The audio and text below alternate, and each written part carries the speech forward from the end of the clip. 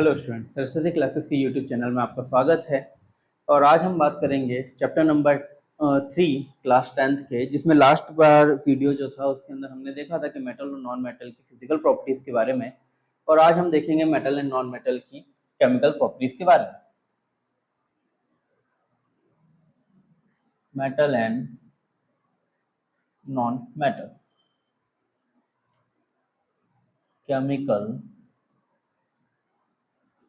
Property. तो सबसे पहले जो केमिकल प्रॉपर्टी आती है वो आती है reaction with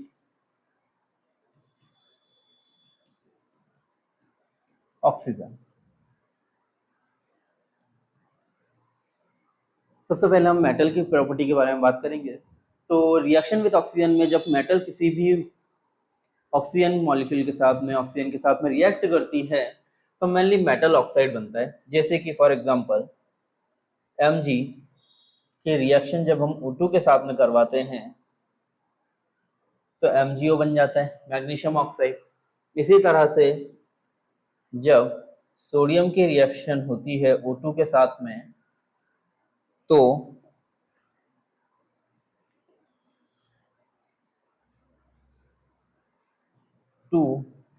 N2 sodium oxide बन जाता है। अब यहाँ पे अगर हम देखें तो सोडियम और पोटेशियम जो होते हैं ये होते हैं हाईली रिएक्टिव।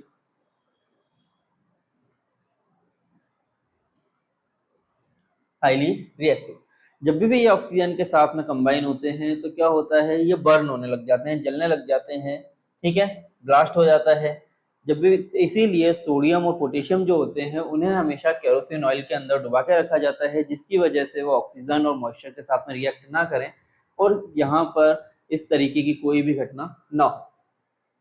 तो ये होता है क्या, ऑक्सीजन के साथ में रिएक्शन जिसमें मेटल ऑक्साइड का फॉर्मेशन हो जाता है। अब क्या होता है कि जब मेटल्स होती हैं, जब इनको ऑक्सीजन की प्रेजेंस में हीट किया जाता है, जलाया जाता है, तो इनके अलग अलग कलर्स भी आपको देखने को मिल जाते हैं। जैसे कि अगर हम बात करें सोडियम की, तो सोडियम को जब जलाया जाता है तो इसका कलर देखने को मिलता है येलो कलर। इसे फ्लेम टेस्ट कहा जाता है। तो अलग अलग मेटल जो होती है जब उनको बर्न किया जाता है तो उस कंडीशन में अलग अलग कलर्स की फ्लेम रिलीज होती है, जिसे फ्लेम टेस्ट कहते हैं। सोडियम येलो कलर की फ्लेम देता है। कॉपर की अगर हम बात करें तो कॉपर की फ्लेम आती है ग्रीन कलर की। इसी तरह से अगर हम पोटेशियम की बात करें तो पोटेशियम जो होता है उसका जो कलर होता है वो लैलिक कलर होता है, या फिर आप जिसे बोल सकते हो पर्पल कलर की फ्लेम आपको दिखाई देती है। तो मेनली ये तीन जो एलिमेंट हैं इनकी फ्लेम आपको याद रखनी है, ठीक है बेटा। अब नेक्स्ट अगर हम देखें नेक्स्ट रिएक्शन, तो उसके समझने के पहले हमें समझनी पड़ेगी रिएक्टिविटी सीरीज। क्या होती है रिएक्टिविटी सीरीज? जब हम मेटल्स को उनकी रिएक्टिविटी के बेसिस पे अरेंज करते हैं तो उस सीरीज को कहा जाता है रिएक्टिविटी सीरीज। इसमें सबसे पहले जो मेटल आती है वो होती है पोटेशियम, फिर सोडियम, फिर calcium, magnesium, aluminium, zinc, ferrous, lead, hydrogen, copper, mercury, silver, gold और प्लेटिनम, ठीक है। तो ये जो मेटल्स होती हैं ये क्या होती है, ये एक सीरीज होती है जिसमें हाईली रिएक्टिव मेटल को सबसे ऊपर रखा जाता है जो पोटेशियम होती है, और लो रिएक्टिव मेटल को सबसे नीचे रखा जाता है जो प्लेटिनम होती है। इस सीरीज को कहा जाता है रिएक्टिविटी सीरीज, ठीक है। तो जब हम यहाँ पे रिएक्शन देखते हैं, reaction with water, second property होती है मेटल एंड नॉन मेटल की, रिएक्शन विद मेटल। तो स्टार्टिंग की जो मेटल्स होती है, तीन मेटल्स, ठीक है, ये इतनी ज्यादा रिएक्टिव होती हैं कि ये रिएक्ट कर लेती हैं किनके साथ में, कोल्ड वाटर के साथ में भी आसानी से रिएक्ट कर सकती है। इसके बाद में अगर हम बात करें मैग्नीशियम की, तो मैग्नीशियम जो होता है इसको रिएक्ट करवाने के लिए हमें हॉट वाटर की रिक्वायरमेंट पड़ती है।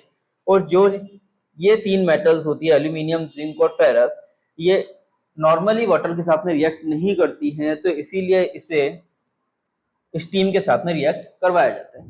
अब सोडियम और पोटेशियम की बात करें तो हाईली रिएक्टिव मेटल होती है। जब ये रिएक्ट करती है कोल्ड वाटर के साथ में भी तो बहुत ज्यादा अमाउंट में हीट रिलीज होती है, बहुत ही एक्सोथर्मिक रिएक्शन ये कहलाती है, ठीक है। और जब भी ये मेटल वाटर के साथ में रिएक्ट करते हैं तो हाइड्रोक्साइड का फॉर्मेशन होता है। जैसे कि पोटेशियम की रिएक्शन जब हम H2O के साथ में करवाते हैं तो यहां पर 2KOH बन जाता है और साथ में हाइड्रोजन गैस रिलीज हो जाती है। इसी तरह से अगर हम मैग्नीशियम की रिएक्शन करवाएं तो यहां पे क्या बन जाता है, MgOH का होल ट्वाइस प्लस MgOH का whole twice plus hydrogen gas यहाँ पे रिलीज हो जाती है। तो जब भी मेटल रिएक्ट करती है वाटर के साथ में तो मेटल हाइड्रोक्साइड बनता है और साथ में हाइड्रोजन गैस रिलीज हो जाती है, ठीक है। तो ये रिएक्शन जो होती है ये रिएक्शन वाटर के साथ में होती है। नेक्स्ट प्रॉपर्टी की बात करें तो नेक्स्ट रिएक्शन आती है रिएक्शन विद एसिड। मान ली हाइड्रोजन से जो ऊपर की मेटल्स होती है रिएक्टिविटी सीरीज में वही एसिड के साथ में रिएक्ट करेगी, हाइड्रोजन से जो नीचे की मेटल्स होगी वो एसिड के साथ में रिएक्ट नहीं करेगी। रिएक्शन विद एसिड की बात करें तो जैसे कि अगर हम बात करें मैग्नीशियम की, मैग्नीशियम जब रिएक्ट करता है HCl के साथ में तो MgCl2 बन जाता है और साथ में क्या रिलीज हो जाती है, हाइड्रोजन गैस रिलीज हो जाती है। इसी तरह से अगर हम देखें कैल्शियम की तो कैल्शियम भी क्या करता है, HCl के साथ में रिएक्ट करके CaCl2 बना लेता है और हाइड्रोजन गैस रिलीज हो जाती है। तो इस तरह से एसिड जो होते हैं वो रिएक्ट करते हैं जब भी मेटल के साथ में, तो क्लोराइड, मेटल क्लोराइड का फॉर्मेशन या फिर अगर हम देखें HCl के साथ में रिएक्शन करिए तो मेटल क्लोराइड, और अगर H2SO4 के साथ रिएक्शन करेंगे तो मेटल सल्फेट का फॉर्मेशन होगा और साथ में हाइड्रोजन गैस रिलीज हो जाएगी। नेक्स्ट रिएक्शन देखें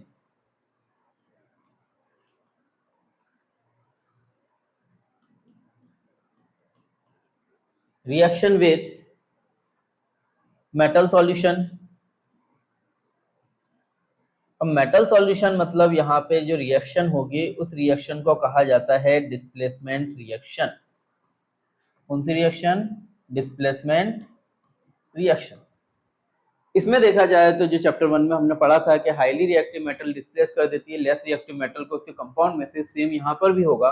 जैसे कि अगर हम बात करें फेरस की, जब वो कॉपर सल्फेट के साथ में रिएक्ट करता है तो उस कंडीशन में FeSO4 बन जाता है और साथ में क्या रिलीज हो जाता है, कॉपर रिलीज हो जाता है। या फिर अगर हम जिंक की देखें तो जिंक भी जब कॉपर सल्फेट के साथ में रिएक्ट करता है तो जिंक सल्फेट बन जाता है और साथ में कॉपर रिलीज हो जाता है। अब यहाँ पे आपको इनके कलर याद रखने होंगे, ठीक है। जैसे कि ये जो होता है ये आपको कलरलेस दिखाई देता है, फेरस सल्फेट का जो कलर होता है वो ग्रीन कलर का होता है और कॉपर सल्फेट का जो कलर होता है वो ब्लू कलर का होता है, ठीक है। तो ये जो रिएक्शन है इसमें हम क्या देखते हैं कि डिस्प्लेसमेंट रिएक्शन होती है, highly reactive metal less reactive metal को उसके कंपाउंड में से अलग कर देती है। अब यहाँ पर नेक्स्ट रिएक्शन देखें तो उस रिएक्शन को कहा जाता है थर्माइट रिएक्शन। थोड़ी सी स्पेसिफिक रिएक्शन होती है। इसमें क्या होता है कि Fe2O3, इसकी रिएक्शन जब हम करवाते हैं एल्यूमिनियम के साथ में तो ये रिएक्शन बहुत ही ज्यादा क्या होती है, एक्सोथर्मिक होती है। ये रिएक्शन बहुत ज्यादा एक्सोथर्मिक होती है जिसकी वजह से जब ये रिएक्ट करते हैं तो बन जाता है Al2O3 प्लस में Fe रिलीज हो जाता है। ये जो Fe होता है इतनी ज्यादा एक्सोथर्मिक रिएक्शन होती है कि यहाँ पे आयरन जो होता है वो किस फॉर्म में आ जाता है, मेल्टिंग फॉर्म में आ जाता है। और ये जो मेल्टिंग फॉर्म का आयरन होता है फिर इनका यूज किया जाता है मशीनों के जो छोटे छोटे से पार्ट्स होते हैं अगर उनमें क्रैक आ जाता है उनको फिल करने के लिए, या फिर रेलवे ट्रैक को ज्वाइन करने में हम क्या करते हैं, इस फेरस का यूज करते हैं जो कि आपको मोल्टन स्टेट में देखने को मिल जाता है। इसी रिएक्शन को थर्माइट वेल्डिंग या थर्माइट रिएक्शन नाम दिया जाता है, ठीक है बेटा। तो ये केमिकल प्रॉपर्टी जो थी वो मेटल की खत्म हो जाती है। अगर हम नॉन मेटल की केमिकल प्रॉपर्टी के बारे में बात करें, नॉन मेटल केमिकल प्रॉपर्टी, तो इसमें सबसे पहली जो आती है वो सेम है, रिएक्शन विथ ऑक्सीजन। यहाँ पे जब ऑक्सीजन के साथ में रिएक्शन होती है किसी भी नॉन मेटल की, अगर हम बात करें जैसे कि कार्बन की रिएक्शन जब ऑक्सीजन के साथ में होती है तो कार्बन डाइऑक्साइड बन जाता है। तो नॉर्मली नॉन मेटल ऑक्सीजन के साथ में रिएक्ट करके नॉन मेटल ऑक्साइड का फॉर्मेशन करते हैं। मेनली अगर देखा जाए तो नॉन मेटल में सिर्फ एक ही केमिकल रिएक्शन जो है वो याद रखनी रहती है कि मेटल जो है नॉन मेटल ऑक्सीजन के साथ रिएक्ट करके मेटल नॉन मेटल ऑक्साइड का फॉर्मेशन करती है। अब केमिकल प्रॉपर्टी से related, metal and non metal की केमिकल प्रॉपर्टी से रिलेटेड कुछ इंपॉर्टेंट टॉपिक्स भी हैं, जैसे कि सबसे पहले है एम्फेटेरिक ऑक्साइड, एम्फोटेरिक ऑक्साइड या एम्फोटेरिक कंपाउंड। अब एम्फोटेरिक कंपाउंड या एम्फोटेरिक ऑक्साइड का मतलब क्या होता है? सीधी सी बात है कि अगर हम देखें तो मेटल ऑक्साइड में जितने भी कंपाउंड बनते हैं, मतलब जो भी मेटल रिएक्ट करती है किसके साथ में, ऑक्सीजन के साथ में, तो उनके जो कंपाउंड बनते हैं उनका नेचर नॉर्मली होता है एल्कलाइन। एल्कलाइन मतलब बेसिक नेचर उनका आपको देखने को मिलता है। अगर हम उनके पीएच की बात करें तो उनका जो पीएच होता है वो 7 से ज्यादा होता है, मतलब वो रेड लिटमस को ब्लू लिटमस में कन्वर्ट कर देते हैं। लेकिन कुछ ऑक्साइड जैसे कि Al2O3 या फिर ZnO, जिंक ऑक्साइड, ये ऐसे ऑक्साइड होते हैं जिनको बिहेवियर एसिड की तरह भी होता है और बेस की तरह भी होता है। अगर हम इनकी रिएक्शन एसिड के साथ में करवाते हैं तो ये बेस की तरह बिहेव करते हैं, और अगर बेस के साथ में करवाते हैं तो ये एसिड की तरह बिहेव करते हैं। तो ऐसे ऑक्साइड जिनका नेचर दोनों की तरह होता है, एसिड और बेस दोनों की तरह, इन ऑक्साइड्स को नाम दिया जाता है एम्फोटेरिक ऑक्साइड। अब इसकी रिएक्शन देखें तो Al2O3 जब रिएक्ट करता है HCl के साथ में, तो यहाँ पर आपको जो रिएक्शन देखने को मिलती है 6 HCl यूज होते हैं और AlCl3 बन जाता है यहाँ पर। और सेम कंपाउंड यहाँ पे अगर 3 ऑक्सीजन है और यहाँ पे 6 हाइड्रोजन है तो H2O रिलीज हो जाता है। इसी तरह से जब इसकी रिएक्शन करवा दी जाती है NaOH के साथ में, जब यहाँ पे रिएक्शन होती है 4 NaOH यूज होते हैं और कंपाउंड बनता है Na2Al, और साथ ही साथ में यहाँ पे O2, ये कंपाउंड बन जाता है। 2 ऑक्सीजन यहाँ चले जाते हैं तो 3 और 2 7,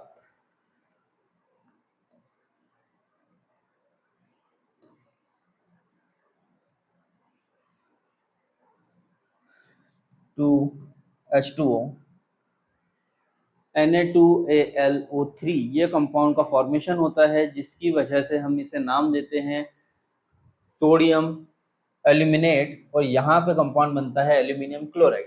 तो जब सोडियम एल्यूमिनियम ऑक्साइड की रिएक्शन HCl के साथ में करवाई जाती है तो वो बेस की तरह बिहेव करता है, और जब बेस के साथ में करवाई जाती है तो वो एसिड की तरह बिहेव करता है। तो ऐसे ऑक्साइड्स को नाम दिया जाता है एम्फोटेरिक ऑक्साइड। ठीक है, तो यहाँ पर अगर हम देखें तो इनकी chemical properties metal and non metal की खत्म होती है। आई होप आपको समझ में आया होगा और अच्छे से पढ़ाई करिए। इसके अलावा आपको इससे टॉपिक से रिलेटेड कोई भी डाउट है तो आप उसे कमेंट में लिखिएगा। चैनल को लाइक करिए, सब्सक्राइब करिए। Thank you.